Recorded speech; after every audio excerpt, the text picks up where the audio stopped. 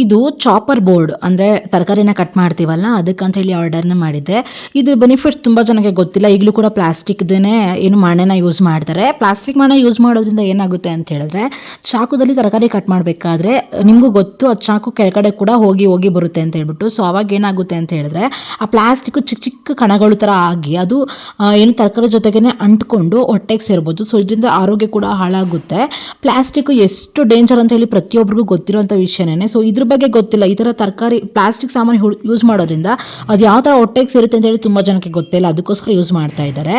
Better ಇನ್ಮೇಲೆ ಆದರೂ ಈ ವಿಡಿಯೋನ ನೋಡಿದ್ಮೇಲೆ ಕಮ್ಮಿ ಮಾಡಿ ಪ್ಲಾಸ್ಟಿಕ್ನ ಆದಷ್ಟು ಯೂಸ್ ಮಾಡೋದು. ಸೊ ಯಾರಾದರೂ ಪ್ಲಾಸ್ಟಿಕ್ ಮಣೆಯನ್ನು ಯೂಸ್ ಮಾಡ್ತಿದ್ರೆ ಈ ಥರದನ್ನು ಯೂಸ್ ಮಾಡ್ಕೋಬೋದು ನೀವು. ಇದು ಮೀಶೋದಲ್ಲೇ ತೊಗೊಂಡಿದ್ದು ತುಂಬ ಕಮ್ಮಿ ಪ್ರೈಸ್ಗೆ ಇದೆ. ವುಡ್ದು ಇದು.